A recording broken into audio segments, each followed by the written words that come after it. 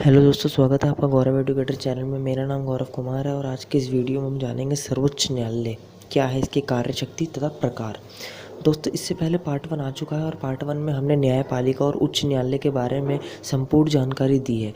अगर आपको पार्ट 1 देखना है तो प्लेलिस्ट में जाके देख सकते हैं, अवेलेबल है। तो चलिए दोस्तों शुरू करते हैं। अगर आप चैनल पर नए हैं तो सब्सक्राइब करो एंड बेल आइकन प्रेस करना ना भूलें, जिससे आने वाले नोटिफिकेशन आपको टाइम टू टाइम मिलते रहे। तो चलिए दोस्तों शुरू करते हैं। सर्वोच्च न्यायालय की रचना। पहला पॉइंट है रचना। दिसंबर 1977 में सर्वोच्च न्यायालय एक्ट में संशोधन करके सर्वोच्च न्यायालय के मुख्य न्यायाधीश 18 अन्य न्यायाधीशों की संख्या निर्धारित की गई। अप्रैल 1986 में संसद ने न्यायाधीशों की संख्या 18 से 26 कर दी। दिसंबर 2008 में संसद ने एक विधेयक पास करके सर्वोच्च न्यायालय के न्यायाधीशों की संख्या मुख्य न्यायाधीश सहित 26 से बढ़ाकर 31 करने का प्रावधान किया। अतः अब तक सर्वोच्च न्यायालय में एक मुख्य न्यायाधीश एवं 30 अन्य न्यायाधीश हैं। तो दोस्तों, आपको पता होगा कि जो संख्या न्यायाधीशों की, तो आपने देखा होगा कि जो संख्या मैंने 1+17 लिखा है और 1+25।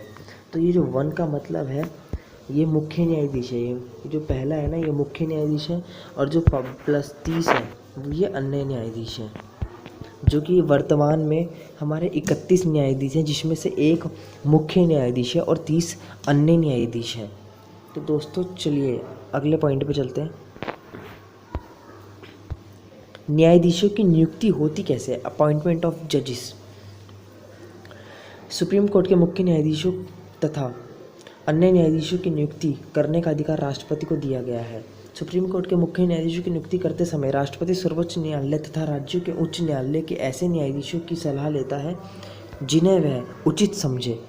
मतलब ना, जब सुप्रीम कोर्ट के न्यायाधीशों की नियुक्ति होती है ना, तो राष्ट्रपति बड़े बड़े जो न्यायाधीश होते हैं ना, बुजुर्ग या रिटायर न्यायाधीश होते हैं सुप्रीम कोर्ट के या हाई कोर्ट के, उनसे सलाह लेता है, सलाह मशवरी करता है और फिर इनका अपॉइंटमेंट करता है तथा इनकी योग्यता भी देखी जाती है। अगला पॉइंट है योग्यता। क्वालिफिकेशन क्या क्या होनी चाहिए इसके लिए। पहला, भारत का नागरिक अनिवार्य है, तो मेन है वह कम से कम 5 वर्ष तक किसी एक या एक से अधिक उच्च न्यायालय में ना न्यायाधीश रह चुका, मतलब जज रह चुका हो, तभी वो सुप्रीम कोर्ट में जज बन सकता है। अगर उसके पास ये वाली योग्यता नहीं है तो उसके पास ये योग्यता होनी चाहिए, वह किसी एक या उससे अधिक उच्च न्यायालयों में कम से कम 10 वर्ष तक वकालत कर चुका हो, मतलब वकील रह चुका हो।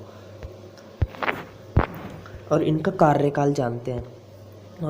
Term of office. Supreme court के न्यायाधीश 65 वर्ष की आयु तक अपने पद पर रहते हैं। उससे पहले वह सर्व त्यागपत्र दे सकते हैं। वह चाहे तो त्यागपत्र खुद भी दे सकते हैं, लेकिन वह ये देखने को अक्सर नहीं मिलता है, क्योंकि त्यागपत्र हर कोई अपनी नौकरी क्यों छोड़ना चाहेगा। और कुछ गलत काम करने पर संसद द्वारा महाभियोग लागू करके हटाए जा सकते हैं।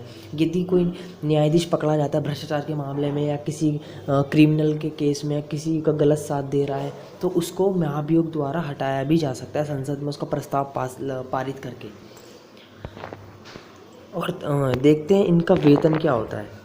Salary okay. सुप्रीम कोर्ट के मुख्य न्यायाधीशों की 1 लाख सैलरी होती है, हर महीने की है ये। और अन्य न्यायाधीशों की 90,000। मैंने बताया था ना आपको, वर्तमान युग में एक मुख्य न्यायाधीश है और 30 अन्य न्यायाधीश, तो टोटल 31 न्यायाधीश हैं वर्तमान में सुप्रीम कोर्ट में। और मासिक वेतन इनका यही होता है। और इसके अलावा इन्हें और भी मिलता है, जैसे अगर ये कहीं यात्रा करने जाते हैं तो इनको निःशुल्क भत्ता मिलेगा, अलग से पैसा मिलेगा इनको। मतलब निःशुल्क यात्रा करने जा रहे हैं जैसे कहीं, तो इनको अलग से पैसा और मिलेगा सरकार की तरफ से। मतलब अपनी जेब से खर्चा नहीं करेंगे, जो सैलरी आ रही है इनमें से कुछ खर्चा नहीं होगा इनका, इनको अलग से और पैसा मिलेगा। देखते हैं रिटायर होने पर वकालत पर पाबंदी। रिटायर होने पर ये वकालत कर नहीं सकते हैं। सुप्रीम कोर्ट के न्यायाधीश रिटायर होने के बाद किसी न्यायालय में वकालत नहीं कर सकते, परंतु आवश्यकता पड़ने पर राष्ट्रपति सुप्रीम कोर्ट के किसी रिटायर न्यायाधीश को कोई विशेष कार्य सौंप सकता है। हाँ, तथा इस कार्य का न्यायाधीश को वेतन मिलेगा। हाँ, ये हो सकता है अगर सुप्रीम कोर्ट का न्यायाधीश है रिटायर, और यदि राष्ट्रपति को ज़रूरत पड़ गई कुछ कार्य करवाना है तो वह उसे कार्य सौंप सकता है, लेकिन वो कार्य फ्री में नहीं सौंपेगा, उसको वेतन देगा उसका भी, कार्य करवाने का भी। शपथ कौन दिलवाता है इनको? ओथ। सुप्रीम कोर्ट के प्रत्येक न्यायाधीश को अपना पद संभालने से पहले राष्ट्रपति या उससे द्वारा नियुक्त किसी अन्य न्यायाधीश के सामने पद की शपथ लेनी पड़ती है। समझ जाओगे तो बहुत आसान है। सर्वोच्च न्यायालय का स्थान, हाँ ये सर्वोच्च न्यायालय है कहाँ, ये जनरल नॉलेज में भी पूछा जा सकता है, करंट अफेयर्स में भी, और ये तो आपको पता ही है यार।